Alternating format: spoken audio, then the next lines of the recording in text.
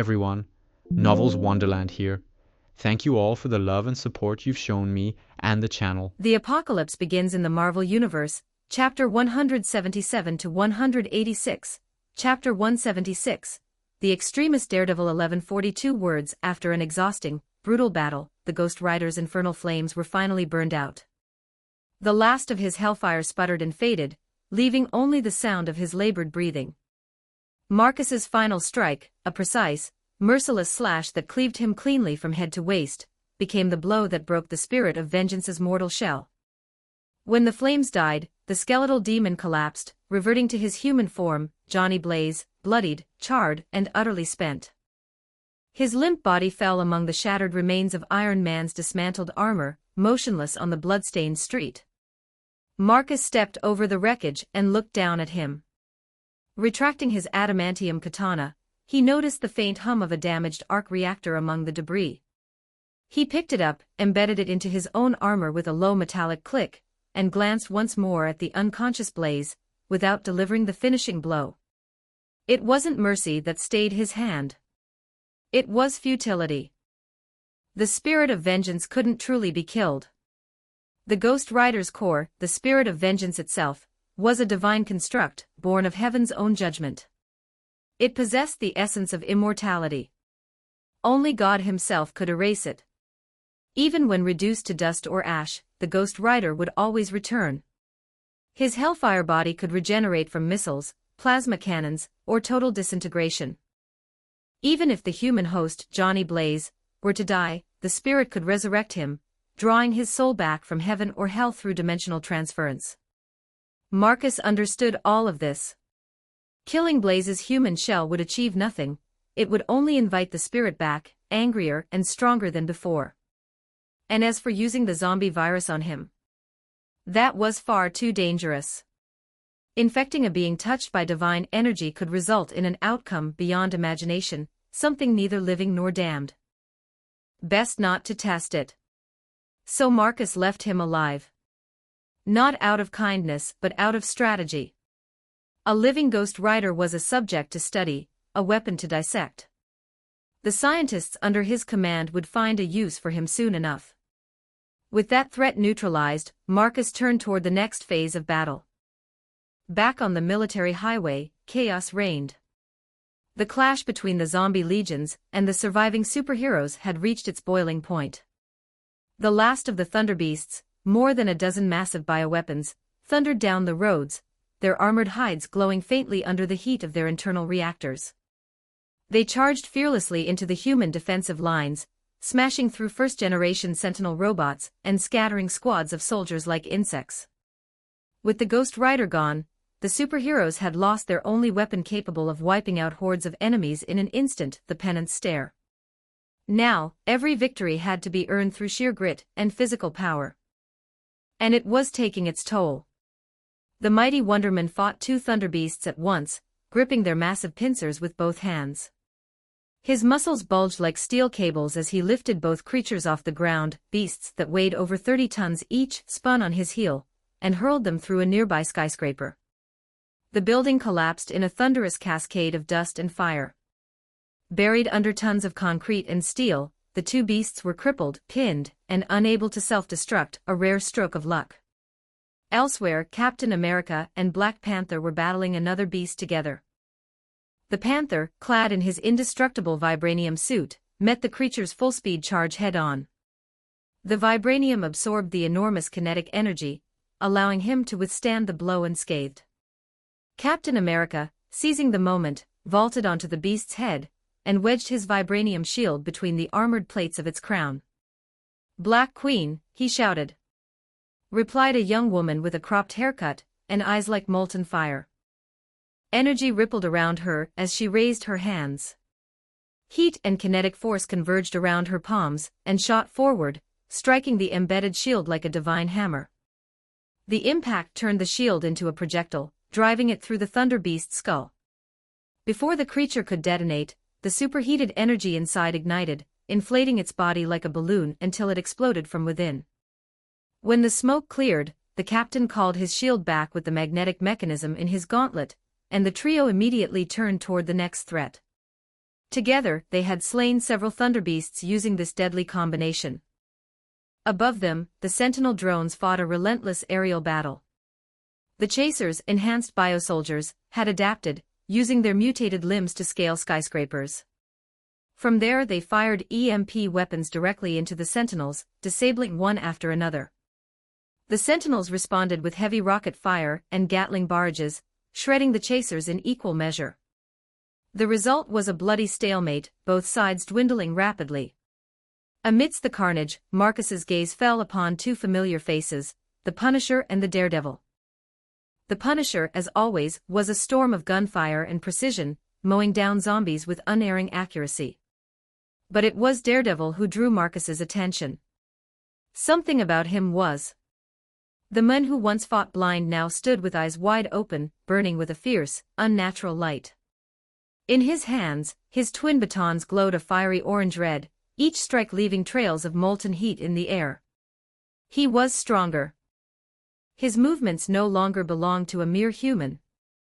Marcus's eyes narrowed. They enhanced him. Daredevil was no longer the man he used to be. He had been injected with the Extremis virus, reborn as the Extremis Daredevil. Once, he was a blind vigilante whose only edge was his heightened senses and unyielding will. Now the Extremis augmentation had turned him into something else entirely, a weapon of burning precision and near limitless regeneration. He tore through the battlefield like a force of nature, his body radiating heat as his combat rods carved through zombies with ease. The high temperature of his weapons scorched flesh and bone alike, leaving no chance for the infected to regenerate. Even the chasers, durable, mutated monstrosities, were crushed under his assault. With a blur of motion, Daredevil brought his baton down upon a charging pursuer, the impact shattering its ribcage. The body exploded into chunks of smoldering flesh, instantly charred by the weapon's residual heat. The corpse twitched, primed for self-detonation, but Daredevil didn't even flinch. He stood there, letting the explosion wash over him like a wave. The blast tore open his skin, but within seconds, the Extremis virus inside his bloodstream ignited and repaired the damage. In moments, he was whole again, eyes burning, breath steady, weapon raised. A moon reborn in fire. A devil forged in Extremis. Chapter 178, Chapter 177, Force Detonation 1069 words. The reason Marcus paid such close attention to Daredevil wasn't just because of his strength, that was only secondary. What truly caught his interest was the fact that Daredevil was now an Extremis-enhanced organism. That made him both dangerous and useful. Through his mental link, Marcus issued a silent command. Marcus, Alex, can a non-zombie Extremis host be detonated manually? Alex, if you can accurately strike the Extremis core located in the head, it will trigger an involuntary explosion. Don't tell me you're thinking about using this on Daredevil. Marcus, the stronger the Extremis host, the greater the explosions yield, right? Alex, yes. Based on my estimation, Daredevil's current power level could generate a blast strong enough to destroy the outer armor of the heavy military trucks, but it wouldn't damage their cargo. Those armored shells are highly resistant, even the Thunderbeast's self-detonation can't penetrate them. Marcus, good. I don't intend to destroy what's inside anyway.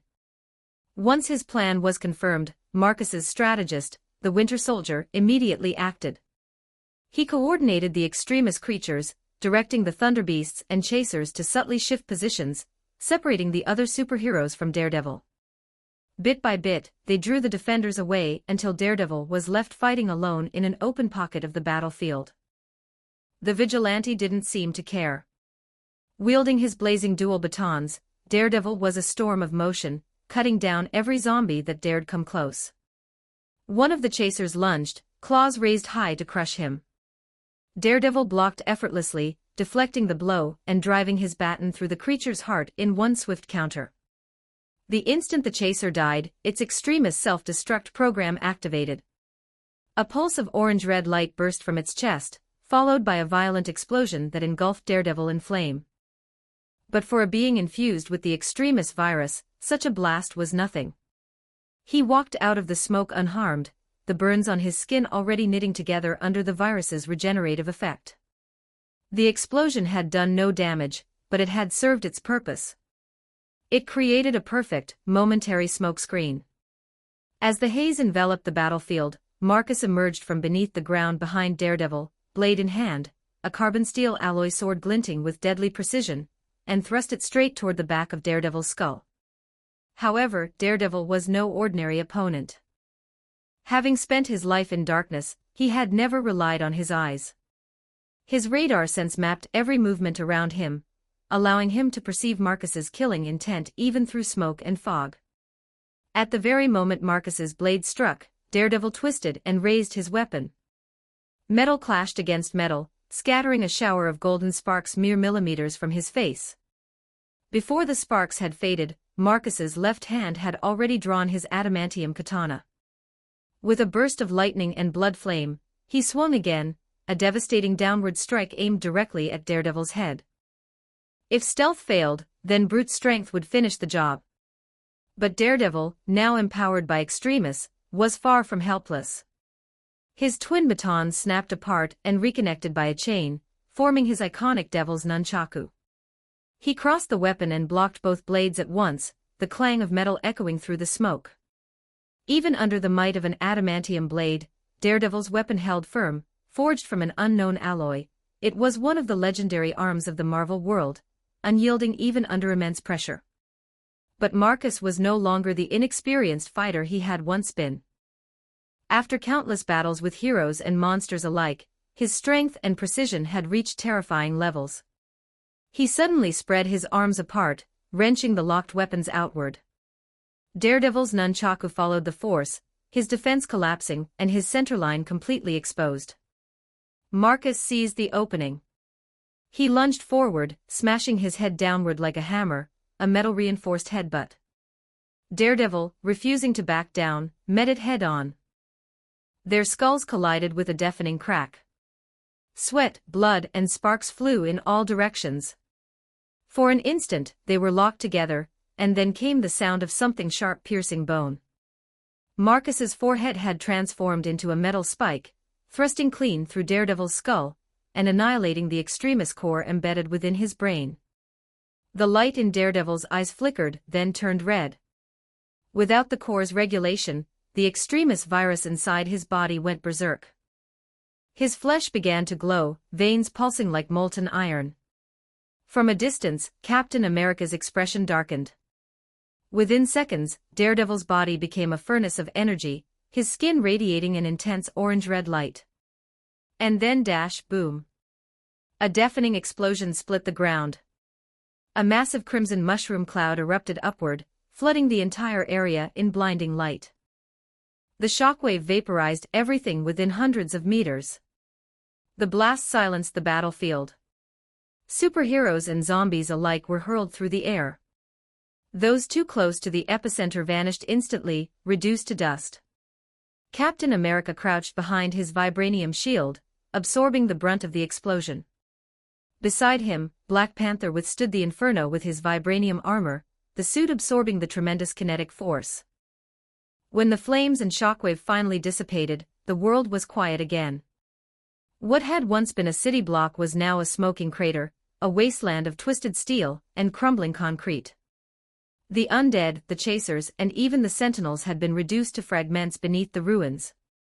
Only two figures remained standing amid the devastation, Captain America and Black Panther, the final protectors of the convoy. The massive armored trucks they guarded still stood, their advanced protective plating having barely held against the blast. But the explosion had stripped away their outer layers, revealing the cargo inside. Captain America turned, and his eyes widened in disbelief. "What in the world?" he muttered. Inside each truck's open compartment lay a colossal, jet-black missile, its nose rounded, its surface gleaming like obsidian. The size was staggering, each one nearly as large as a small submarine, equipped with box-shaped stabilizing fins and reinforced casings. There was no mistaking what they were. These weren't conventional weapons. They were military nuclear warheads. For readers who would like early access, my Patreon is available for just $4 per month. You'll unlock 90+ advanced chapters and help support ongoing works. U equals 79514336. You may also search Translator Sama directly on Patreon. Your support is sincerely appreciated. Chapter 179. Chapter 178. The Justice of America. 1076 words. Captain America pressed his hand hard against his forehead. He should have realized it sooner. If these were meant to be humanity's final weapons, then of course the trucks were carrying live nuclear warheads. But after years of working with South's endless parade of advanced technology, he had grown accustomed to believing that science could always provide a cleaner, smarter solution. Deep down, he had still hoped that this time would be no different, that there might exist a weapon sharp enough to cut through despair without crossing the final line. Reality, however, was a brutal reminder: when everything else failed, mankind always turned to its oldest sin, destruction. And that truth struck especially cruelly for those who had sworn to save the world. Captain America's furious roar exploded across the communication channel, the sheer rage in his voice powerful enough to make every listener's eardrums ache. "Captain, I'm here," came Nick Fury's weary reply, calm but hollow. "You'd better explain what the hell this is," Captain America demanded, his voice trembling with restrained fury.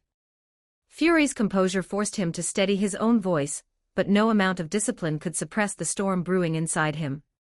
The idea that his comrades had been led unknowingly to their own deaths was beyond forgiveness. Fury sighed softly, as though he had anticipated this confrontation. "Things have spiraled beyond our control, Captain. These evolved zombies, their potential for further mutation is limitless. If we don't end it here, now, the result could be a catastrophe humanity can never recover from. And your solution," Captain America snapped, "is to have us fight tooth and nail to escort nuclear bombs into the heart of New York, only to blow us all sky high.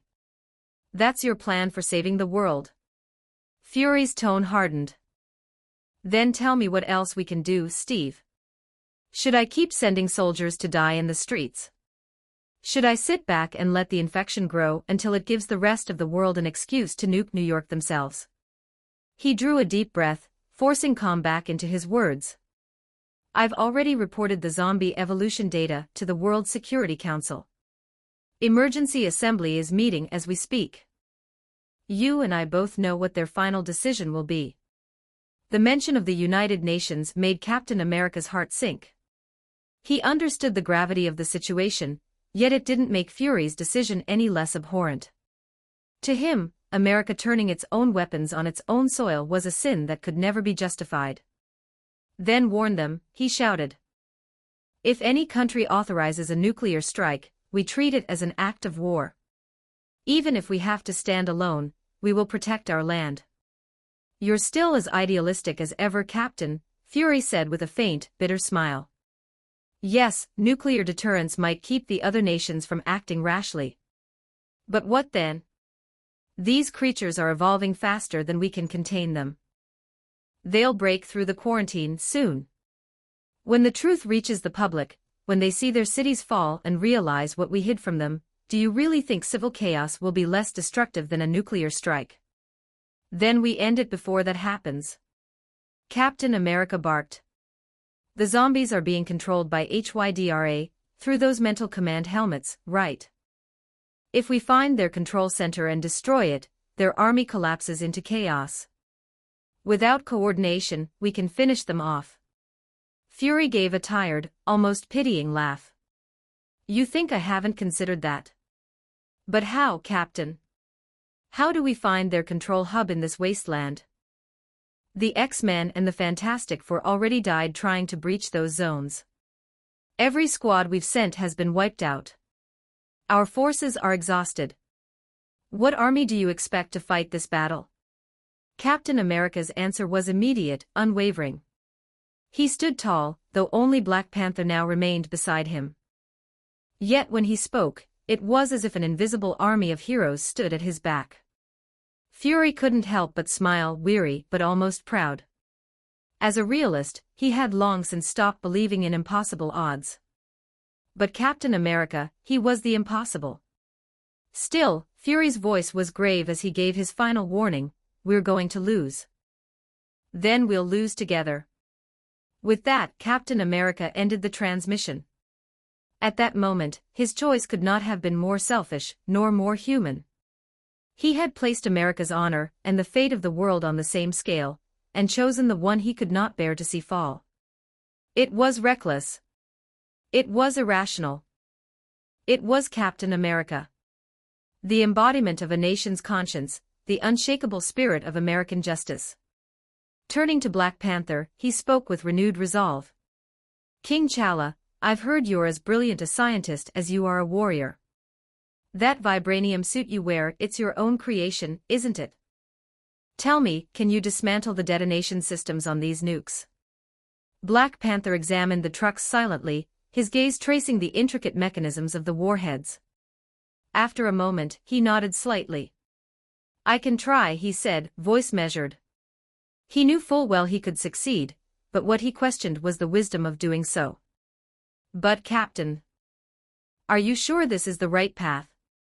"Do it first," Captain America said firmly.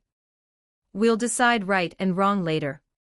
He turned toward one of the trucks, where the American flag fluttered weakly amid the rising smoke. His expression softened, weary but resolute. "At the very least," he said quietly, "I can say this, my conscience is clear. My actions are pure. What I'm fighting for is justice." He paused. American justice. Black Panther finally understood. Captain America was, and had always been, America's champion, not the world's. His loyalty was not to the planet, but to the people and ideals of his homeland. There was no condemnation in that realization, only truth. Because, in the end, every hero fights for the justice they believe in. Big shout out to Yumel Fargas.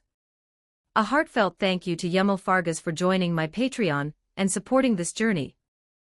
Your generosity truly makes a difference and helps bring chapters out faster for everyone. Welcome to the VIP family, Yumel Fargas, you re awesome. Chapter 180, Chapter 179, Captain America's speech. 1084 words following Captain America's command, Black Panther set to work dismantling the detonation mechanisms of the nuclear warheads one by one. Unlike conventional explosives, nuclear weapons relied on precise atomic reactions. Their trigger systems were intricate, delicate, and intentionally designed to be difficult to repair once tampered with. Once a warhead's fuse was removed, rearming it in time for use again would be nearly impossible. In essence, Captain America had just cut off every path of retreat. Perhaps due to the massive explosion from Daredevil's self-destruction earlier, no zombies had yet appeared to interrupt their work. The eerie calm was unnatural, a fragile silence hovering over the ruined streets of Queens. Undisturbed, Black Panther worked with his usual precision and efficiency, stripping the warheads one after another until the deadly bombs became little more than empty shells, terrifying in appearance but harmless in reality. Meanwhile, Captain America stood at the edge of the ruined boulevard, gazing toward the fog-shrouded heart of the city. The heavy mist swallowed everything ahead, the battlefield, the enemy, the horizon itself. It was a perfect image of what lay before them, uncertain, perilous, and filled with darkness. Inside the Helicarrier command room, Agent Hill's voice broke through the static. "Director, the nuclear warheads are being dismantled rapidly." Despite the gravity of her report, Nick Fury's face remained unreadable, as though he had expected this. He didn't answer immediately. His silence said enough, a silent permission. But General Wild, standing beside him, was anything but calm. "What the hell are you waiting for?" he barked, slamming his fist against the table. "If they finish disarming those nukes, our entire operation is finished. Detonate the remaining ones immediately before it's too late." "If we detonate them now, we'll be the ones finished," Fury replied coldly, gesturing toward the tactical display on the main screen. The holographic map lit up, showing a vast red zone marking the estimated nuclear blast radius. He pointed at the coordinates overlapping the Navy carrier group stationed offshore. "The convoy hasn't reached the designated zone yet. If we trigger the warheads here, they won't cover all of Queens, but they will wipe out our own strike fleet. You understand the consequences, General. Sweat dripped from Wild's forehead. Then what do you propose we do? Just sit back and let them tear the bombs apart. You're gambling with everything we have left. We'll prepare another convoy, Fury said calmly. Assemble the surviving troops and have them escort a second set of warheads once this team fails. But before that, he paused, narrowing his one good eye. Let the superheroes make their final stand. Wild's face twisted in disbelief. You're asking me to sacrifice what's left of my men for this fool's errand. Fury didn't deny it. Then pray Captain Rogers wins before that happens. Wild laughed bitterly. If they were capable of winning, this war would have ended long ago. Fury didn't flinch. They might, he said simply. Having worked with heroes for decades, he had seen the impossible happen too many times to count. Every time the world faced annihilation, every time humanity was cornered, these extraordinary people had somehow turned defeat into victory. Unlikely allies appeared out of nowhere, miracles unfolded on the battlefield, and even the most invincible enemies had fallen to fate's absurd mercy. It was irrational. It was improbable. And yet, in this world, it was routine. So this time, Fury decided to believe again. Back on the ground, Captain America and Black Panther pressed deeper into the ruins. The endless hordes of undead that once filled Queens had all but vanished. Perhaps the earlier blast had destroyed most of them, or perhaps something more ominous was at work. Only a few stray zombies shambled through the debris, easily dispatched by the two heroes. The massive chasers and the towering thunderbeasts were nowhere to be found. Still, both men were acutely aware that their own forces were just as scattered. Though the heroes had survived the explosion, most had been thrown miles apart by the blast wave. Each was likely fighting their own battle somewhere within the ruins. Captain, Black Panther said grimly, just the two of us won't be enough. We need to regroup the survivors from the blast. It's the only way we'll have the strength to continue. Captain America shook his head. Not just that. He adjusted his communicator, switching to the open channel that linked every soldier and hero still alive on the battlefield, even those retreating from the city. His voice came through strong and clear, echoing across every radio and headset. All combat personnel, this is Steve Rogers, Captain America. I know most of you have received the retreat order. Some of you have already escaped this nightmare. You've seen the trucks, the so-called final weapons, being driven into the city under my command. Maybe you thought your mission was over. His voice hardened. It isn't. Taking a deep breath, Captain America continued, each word deliberate, unwavering. You deserve the truth. Those trucks, they're carrying nuclear warheads. Not one, not 2 dozens. Enough to erase all of New York in a single flash. If they go off tonight, tomorrow morning the headlines will read, "The United States has fallen." Because from that moment on, our country, everything we stand for, will be gone. The silence on the open channel was absolute. Unless, he said, his tone rising with fierce conviction, we prove that humanity doesn't need to destroy itself to survive. Unless we fight, with our own hands, and show them that we can win without turning our weapons on our own people. I won't lie to you. This will be hard. Many of us won't make it. Freedom has always demanded a terrible price. He exhaled slowly, a soldier who had seen too much, but who would never stop believing. I'm willing to pay it. And if I'm the only one who does, then so be it. Then, quieter but filled with unshakable faith, but I don't believe I'll be alone. For readers who would like early access, my Patreon is available for just $4 per month. You'll unlock 90+ advanced chapters and help support ongoing works.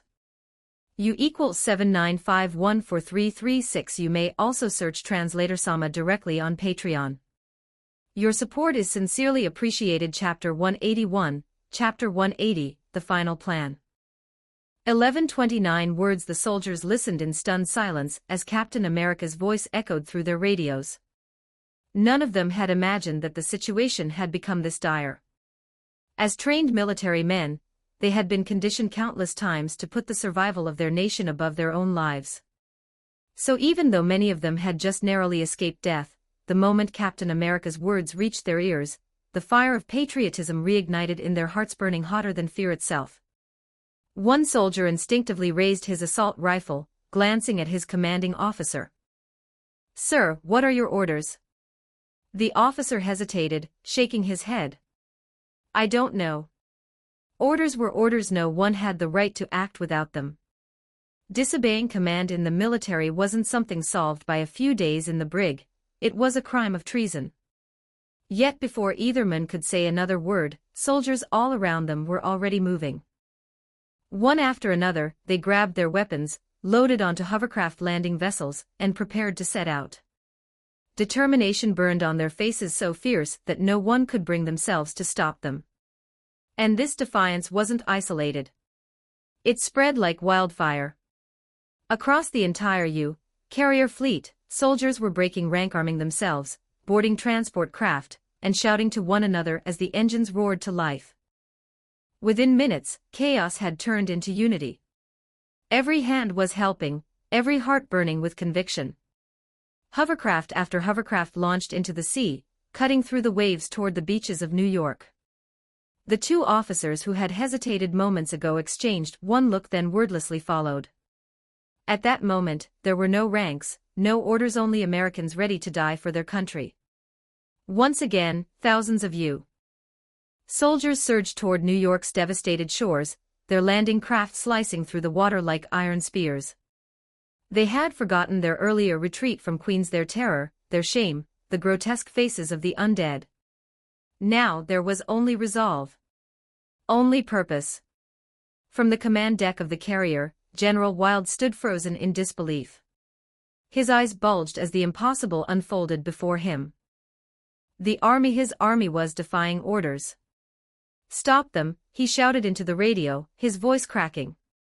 "I didn't authorize this assault. Get those men off the landing craft now. That's a direct order." But no one listened. His words were swallowed by the roaring engines, by the cheers of soldiers who had already made their choice. Even in the control room, the support staff, technicians, engineers, signal operators were openly aiding the deployment, ignoring every frantic command from above. This was no longer mutiny. It was unity, absolute, unshakable, and unstoppable. "Call your people back," Wild bellowed, turning toward Nick Fury, his face red with fury and fear. "They're going to get themselves killed. Do you all have a death wish?" Fury just sighed and shook his head, a faint, rueful smile on his face. "Save your breath, General. If they're going back there, it means they've already accepted death." Wild slammed a fist on the console. "Then what about the plan? The next convoy, the nukes, who's going to transport them if every soldier's gone? If we can't detonate New York, how does this war end?" Fury's expression hardened. He folded his hands under his chin, and thought for a long, heavy moment before replying. His voice, when it came, was low but unwavering. "Then we'll finish it ourselves." He looked up, his one eye gleaming coldly. "We'll use the helicarrier as the final weapon. It's loaded with multiple nuclear warheads, enough to wipe out a region far beyond New York. If we can't deliver them by ground, we'll crash the helicarrier straight into the city center. Its mass, its propulsion, together they'll break through the Scarlet Witch's telekinetic barrier." Fury's words silenced the entire command deck. Even Wild stared, stunned. You mean to ram the helicarrier into New York?" he stammered. "That's suicide. You'll kill everyone on board." "Exactly," Fury said flatly. "But at least we'll end it on our terms." Commander Hill, standing nearby, folded her arms with a cold smirk. "General, would you like us to prepare an escort to get you off the ship?" Her tone was mocking, but her eyes were hard. She'd long lost patience with the general's cowardice. Fury ignored their exchange. He walked down to the center of the command floor, picked up a microphone, and faced his entire crew. "Attention, all Personnel, he said, his voice echoing through the vast halls of the helicarrier.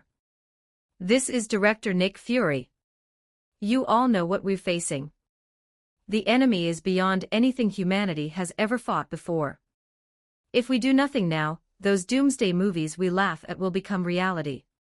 He paused, searching for the right words, but fiery speeches were never his style. When he continued, his voice was calm, steady, unflinching. We are the last line of defense. The soldiers and heroes out there are already fighting with everything they have. I don't believe for a second that any of you are the type to stand by and do nothing. When the time comes, we do what we must. If America falls. He set the microphone down. Then it's our turn. No one applauded. No one spoke. But every operative on deck turned back to their console, their work, their mission. That silent obedience was the purest form of loyalty there was. Fury turned to leave. As he passed Wild, he asked politely, "General, shall I arrange a transport to get you off the ship?"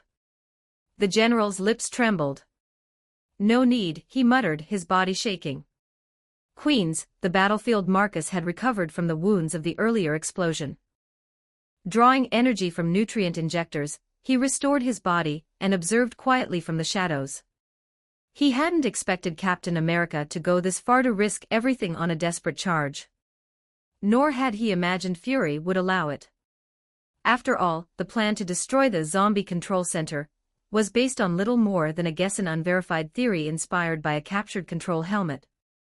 Yet somehow, that flimsy idea had been enough to mobilize the last of America's forces into a final, all-out assault.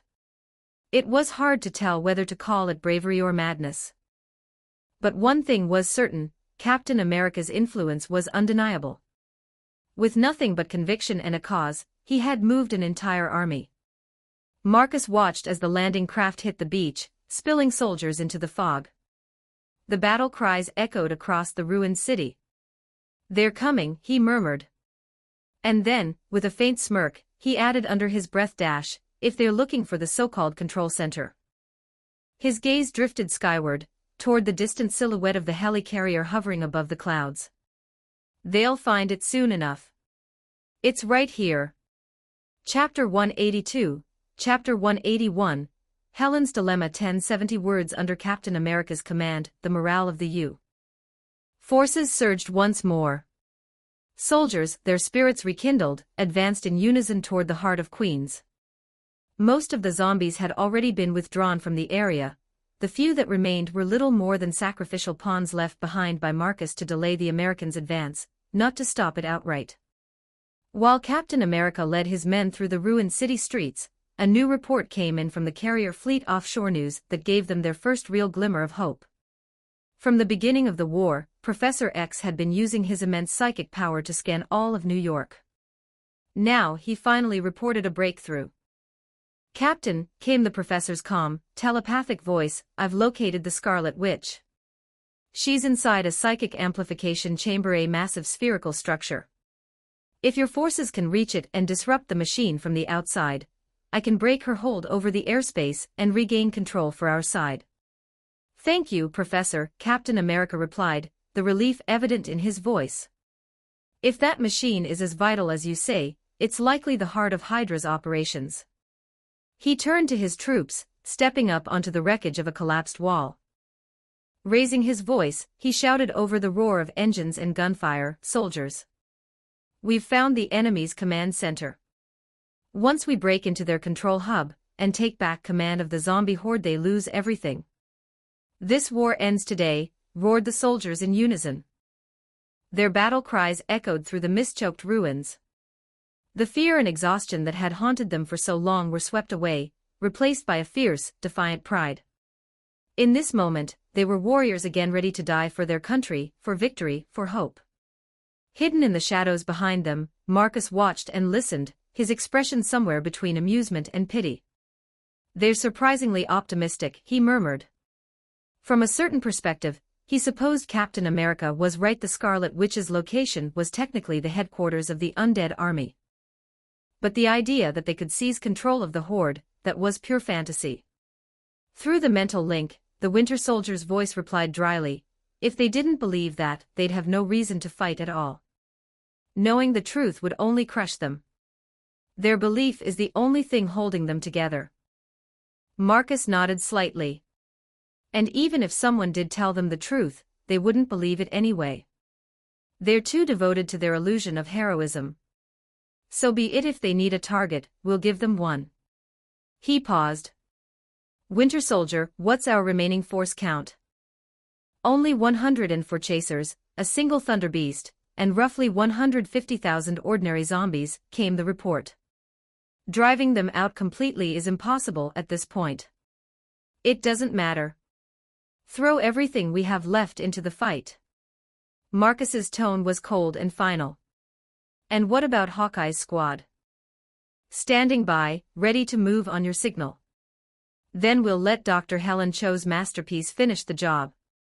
With that, the connection ended. Moments later, Marcus's remaining army launched a massive counteroffensive.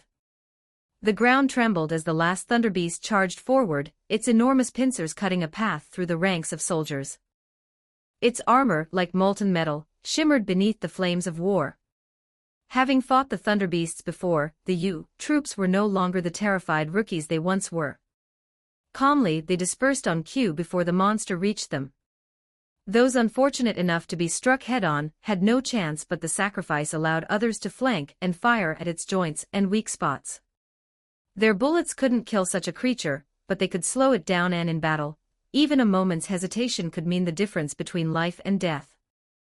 But as they focused on the Thunder Beast, new enemies emerged, waves of chasers, wielding heavy machine guns, rocket launchers, and razor-sharp claws. These bioengineered killers led hordes of lesser zombies in an unending surge that threatened to engulf the American lines entirely. Despite their growing experience against the undead, the soldiers struggled. Their conventional weapons had been designed for human enemies, not monsters that could shrug off gunfire and regenerate from wounds. The sheer brutality of the assault pushed them to their limits. Only the sight of Captain America, at the front line, his shield gleaming, as he charged headlong into danger, kept them from breaking. His courage was their anchor. Meanwhile, aboard the helicarrier, the atmosphere was tense. Every operative and technician watched their monitors, praying for news. The thick fog still obscured all visual feeds, only the sounds of chaos, gunfire, explosions, and distant screams reached their ears. Even without visuals, everyone understood the grim reality. The front lines were drowning in blood. In her lab, Dr. Helen Cho sat at her desk, listening to the same grim reports echoing through her communicator. She felt utterly powerless. Her greatest creation, the regeneration cradle, could have saved countless soldiers by rebuilding damaged tissue and restoring bodies, but every wounded soldier brought back from the battlefield was now immediately quarantined as a potential infection risk. None were sent to her lab for treatment. For the first time since joining Helen realized just how helpless she truly was. On her laptop screen, lines of complex bioengineering code glowed faintly. It was a Formula One designed for constructing biological tissue using the regeneration cradle.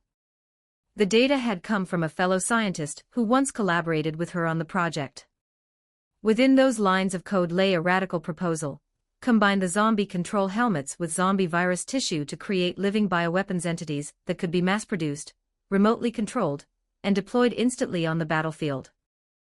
The plan was daring, revolutionary, and terrifying.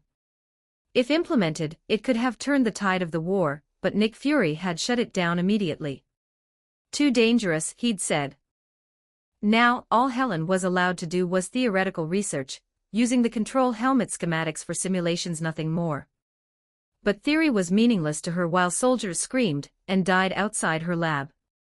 She stared at the lifeless machine that once promised to save lives, her reflection faintly visible on the dark monitor. Then, with a weary sigh, she closed the laptop. Her hands lingered on the lid for a moment. For the first time, Dr. Helen Cho wondered whether obeying orders was truly the same thing as doing what was right. Chapter 183, Chapter 182, Marcus's temptation. Helen Cho was still tormented by her own helplessness. Agent burst into her lab, his face pale, voice urgent. Before Helen could even ask what was wrong, the man blurted out, "Cho, you need to evacuate immediately." Helen blinked in confusion, startled by his tone. "Evacuate? The helicarrier is the safest place we have. What's going on?" The agent took a deep breath, his voice low but steady. "This helicarrier has been designated for a final contingency strike.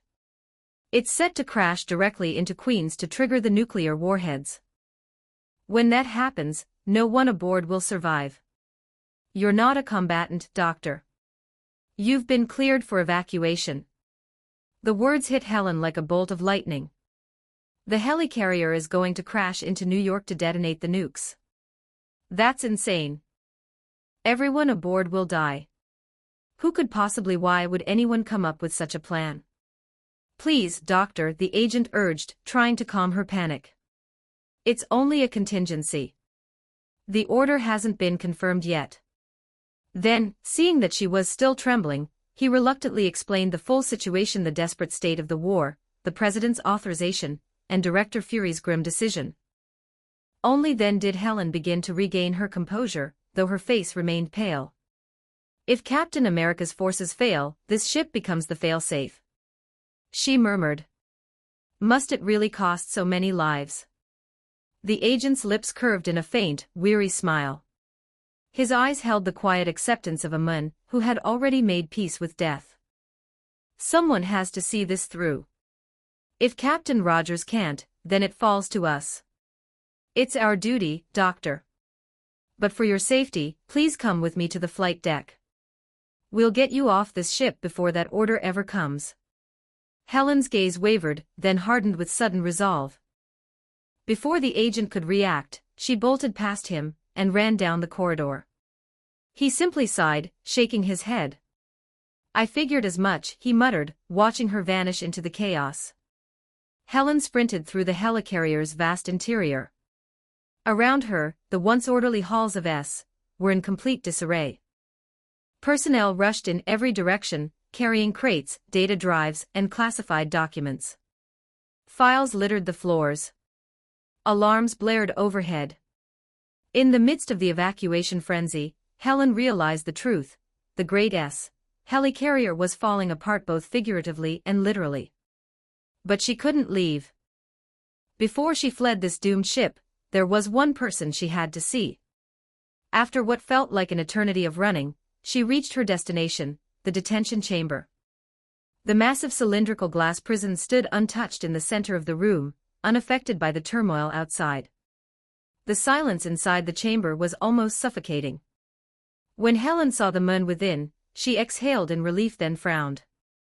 "Do you realize this ship could crash any minute now?" she said, her voice a mixture of anger and concern. "Why are you still here?" Inside the cell, Marcus sat calmly, his expression almost serene. "They'll win," he said with a faint smile. "Captain Rogers, Fury, and you'll all find a way to stop this before it reaches the worst outcome. And if the helicarrier does fall, then maybe it's the punishment I deserve for standing aside and refusing to fight." Helen's heart clenched. "He still believes in us," she thought bitterly. "Even now, when I can't do anything, when I've failed everyone." How could she abandon ship while even Marcus, who had never wanted this war, was willing to die with the rest of them? "You don't have to punish yourself for refusing to fight," Helen said softly. "No one wants to raise a weapon against their own brothers.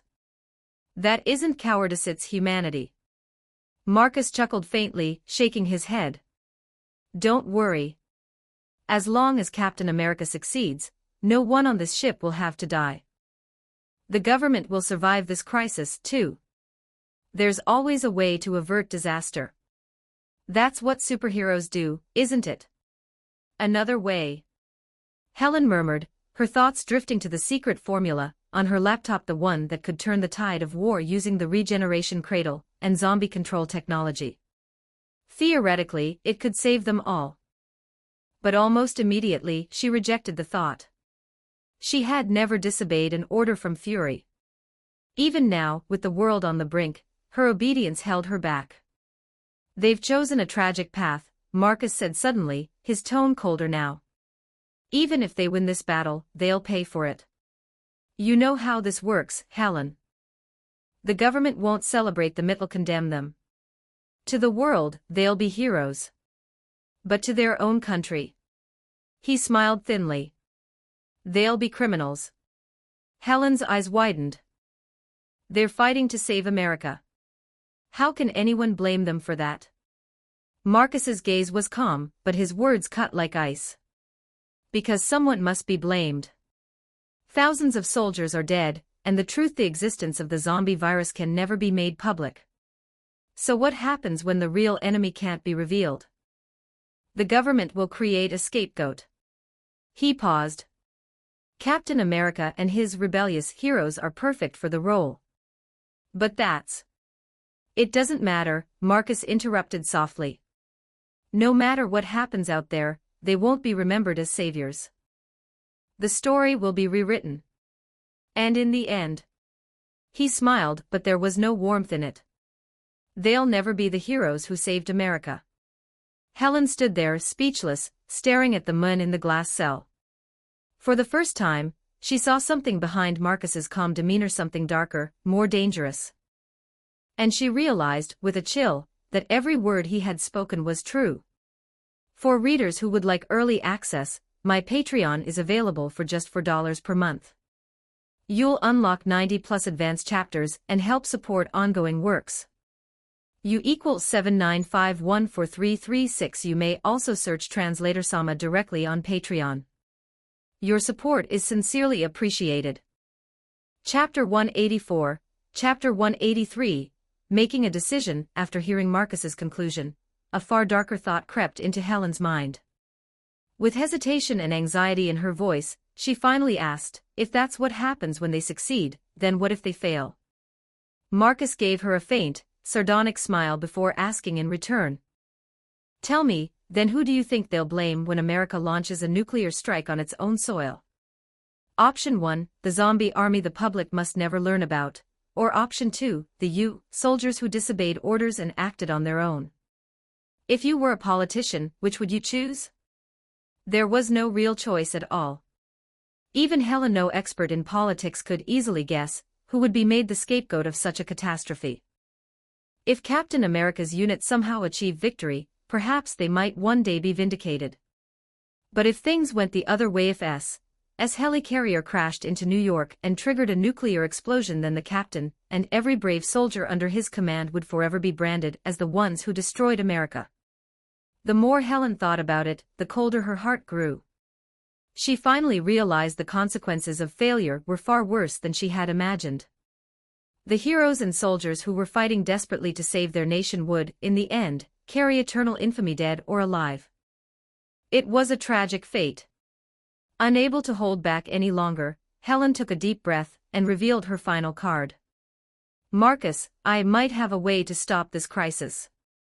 Then she explained everything about the formula for the cradle of regeneration, and her concept for the zombie control helmet that could manipulate biological constructs.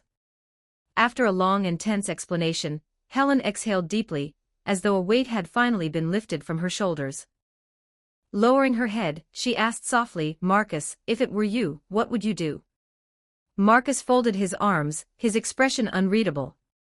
There's no denying it's extremely dangerous. Forget about whether those bioconstructs could be hijacked by the enemy.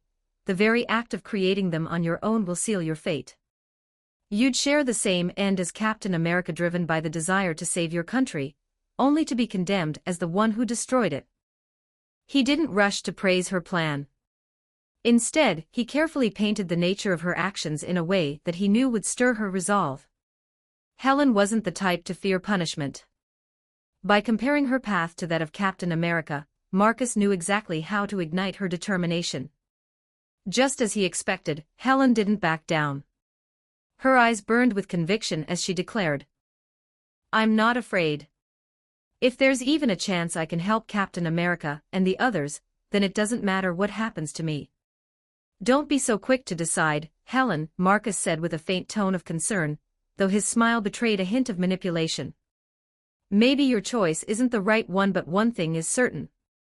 No one can blame you for trying. In my eyes, you're just as much a hero as the soldiers fighting in Queens. Helen nodded firmly, her decision made. Without another word, she turned and hurried away. Marcus watched her go, her determined footsteps echoing down the corridor. Once her silhouette had vanished completely, he gave a mental command through his mental link, "Hawkeye, the time has come. Prepare to move." When Helen returned to her lab, the agent who had tried to evacuate her was still there waiting. Seeing her return, he sighed and stepped forward. "So you met Marcus. He refuses to leave. There's nothing we can do about that. Helen, please, come with me. Your inventions are a treasure to the world. We can't risk losing you here." "No," she said firmly. "My life is mine to decide." Her sudden defiance shocked the agent. Ever since she'd joined Helen had always been obedient and respectful, never one to disobey orders. The only time she had ever spoken out was when she defended Marcus during a meeting. And now, at the edge of death and disaster, she was choosing rebellion. "Helen, this isn't a joke," the agent said urgently. "The situation is critical." "I'm not joking either," Helen interrupted, her tone steady. "If this helicarrier is truly going down, then I'll go down with it. Now please go help the others. I still have work to do." Before he could object, she firmly pushed him out of the lab and locked the door behind him.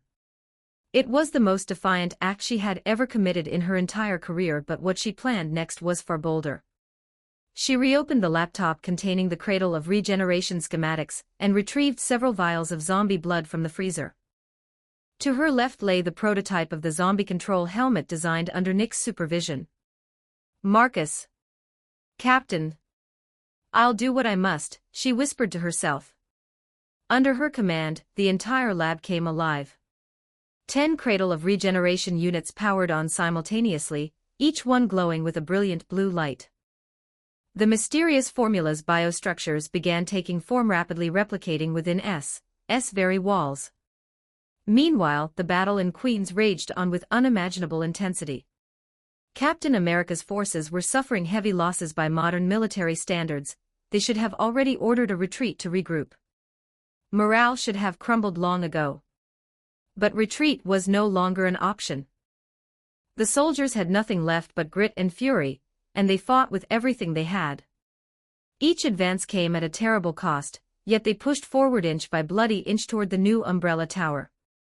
During their advance, the superheroes who had been blown apart by Daredevil's earlier explosion regrouped and rejoined the fight.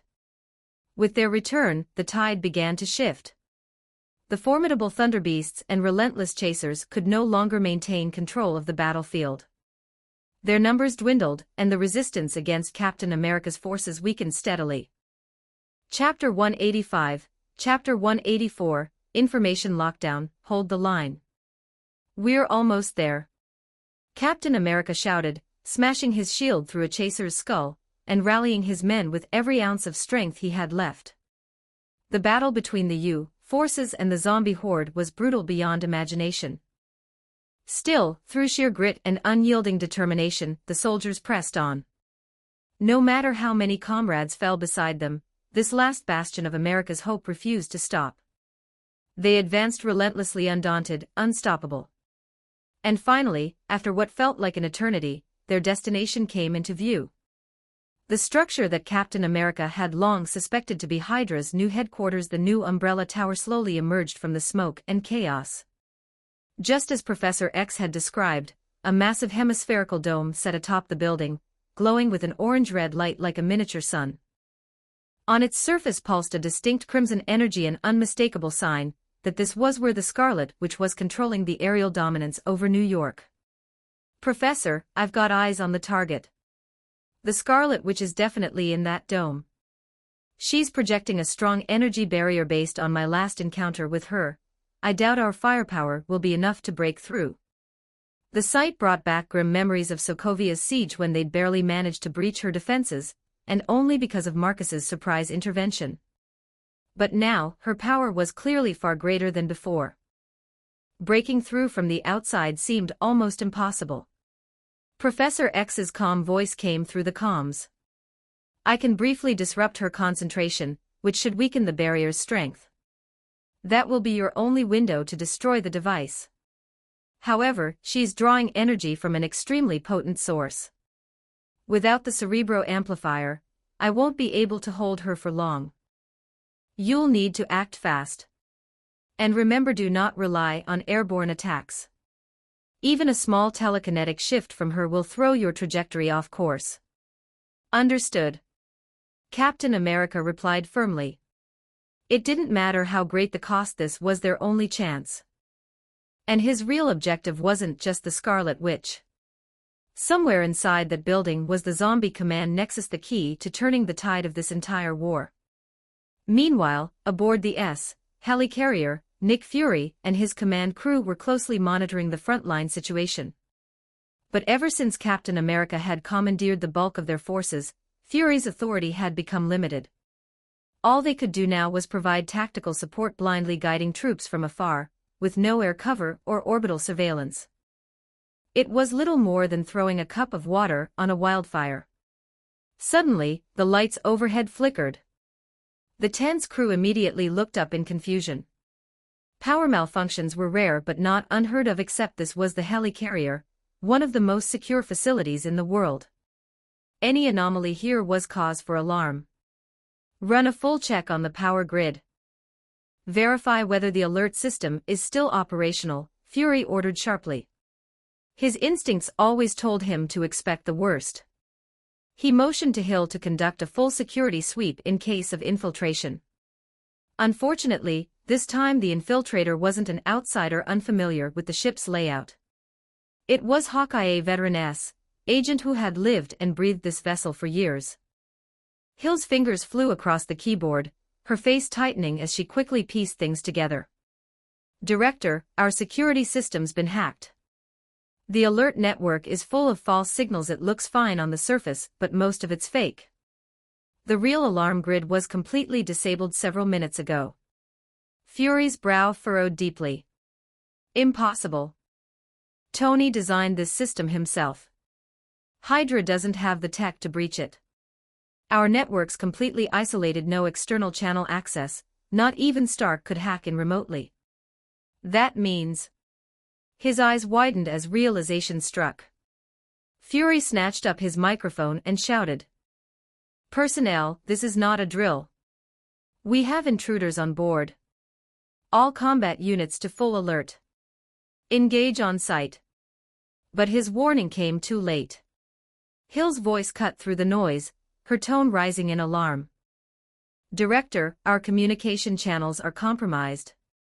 The enemies hijacked the transmission grid. We can still receive external data, but all outgoing signals are blocked. Fury grabbed his encrypted communicator and began tapping commands furiously, but the result confirmed Hill's report: nothing got through.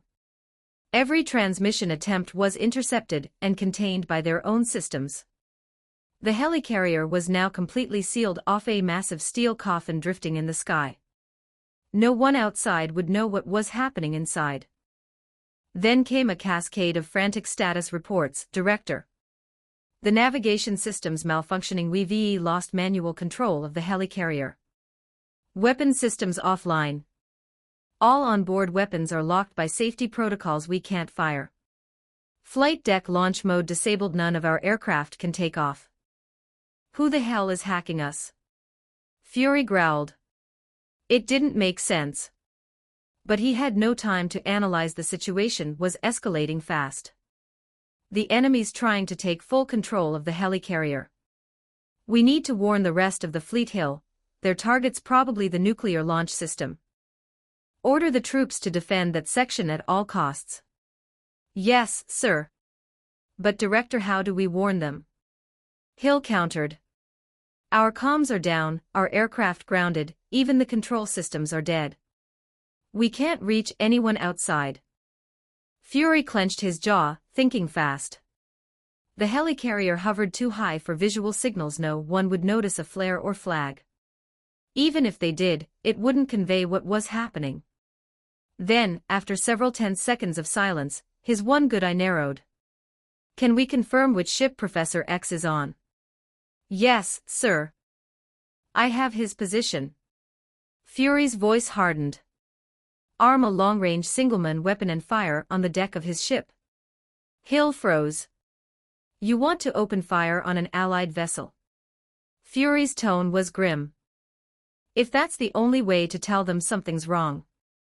Chapter 186, Chapter 185. The beginning of the uprising. 1080 words. Nick Fury's reaction was as sharp as ever. He knew that Professor X's telepathic abilities could easily establish mental links without relying on any electronic signal. The only reason Xavier hadn't done so yet was that his full attention was focused on scanning the battlefield in Queens. If the disturbance aboard the helicarrier could somehow catch his attention, Fury could then use that link to explain the situation directly. With Xavier's telepathic range, he could alert not only the entire U.S. military, but the entire American population within seconds if necessary. But before Fury could even consider how to make that happen, a blood-soaked agent was suddenly hurled through the door, slamming into the command center wall and collapsing in a trail of red. The man didn't even have the strength to groan before falling unconscious. A split second later, a hulking monster burst into the command room. A towering, 2-meter-tall creature with dark, leathery skin, and a massive, razor-sharp claw dripping with fresh blood. It was one of Marcus's elite creations, a chaser, the backbone of his zombie army. The creature's claws gleamed wetly, blood still sliding down from its last victims. It was obvious this thing had already rampaged through the ship, tearing through countless agents on its way here. Why is there a zombie here? Hill cried out in disbelief. Even if the alarm systems had been jammed, a creature of this size and weight shouldn't have been able to sneak through unnoticed, let alone reach the command deck. And the fact that no one had managed to warn them in time meant only one thing: this wasn't the only one. But Fury didn't have the luxury of hesitation. The moment the chaser burst into the room, he reacted on instinct, drawing his heavy-caliber pistol and firing 3 quick rounds into the creature's head. The bullets cracked through the air, bursting small clouds of blood on impact. But the rounds weren't nearly strong enough. The chaser's head jerked back from the force, yet its skull remained intact. With a guttural snarl, the monster lunged forward. Its massive claws, shining like blades, slashed through everything in its path: chairs, consoles, metal panels, reducing the command center to chaos in seconds. Anything a human body could touch would have been sliced into ribbons. Thankfully, Fury's quick response gave the other agents precious seconds to react. Several security officers stepped in front of him, raising military-grade automatic shotguns, weapons designed specifically to fight supernatural entities, and opened fire in unison. A roaring storm of steel pellets tore into the chaser's body. The creature staggered as the blast penetrated its thick flesh, the sheer kinetic force halting its charge mid-step. These shotguns were designed for precisely this kind of target: hulking, resilient beasts. Even if they couldn't kill instantly, the repeated impact would keep the enemy pinned down. Enraged, the chaser abandoned its attack on Fury and turned on the nearest defenders. It swung its claws in a frenzy, slashing through the air with terrifying speed. In an instant, the soldiers who had stood bravely in its way froze mid-action, then fell apart, their bodies shredded into pieces like broken toys. Blood sprayed across the walls and floor, painting the command center in crimson. The metallic stench filled the air, thick enough to choke on. But the chaser's last outburst had drained what little strength it had left. As it turned toward Fury again, Hill drew her rifle and fired a single, perfectly aimed shot. The bullet punched through the creature's skull, detonating its head in a burst of black blood. The chaser fell, twitching once before lying still. This one was different from the Thunderbeasts fighting in Queens. It lacked the extremist virus enhancements that allowed regeneration. Once its head was destroyed, it stayed dead. Hill exhaled shakily, lowering her weapon. Fury, however, wasn't relieved. He grabbed one of the fallen soldier's shotguns and charged into the corridor outside. What he saw made his stomach twist.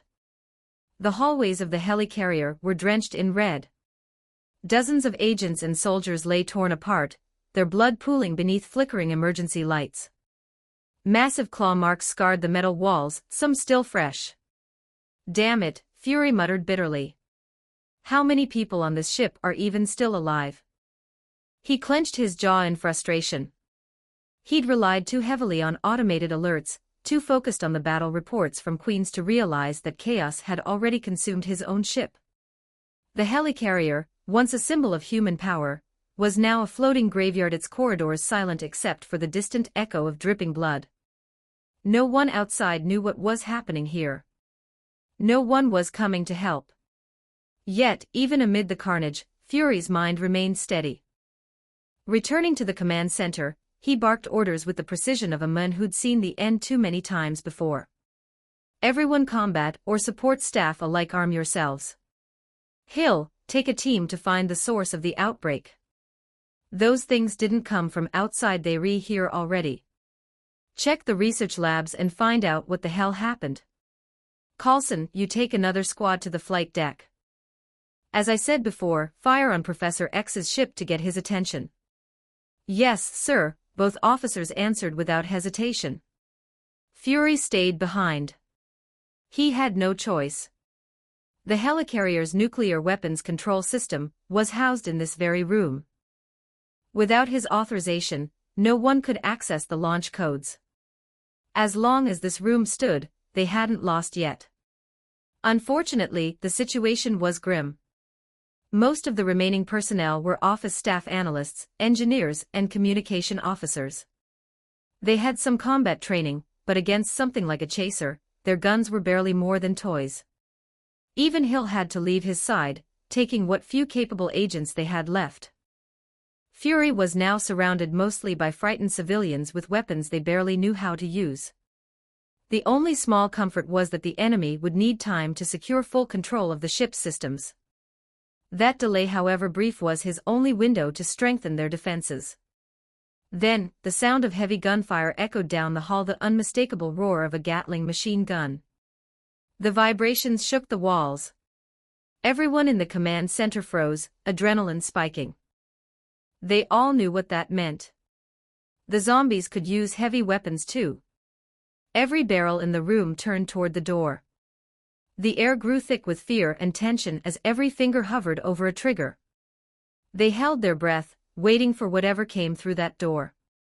Don't forget to like and subscribe to Novels Wonderland.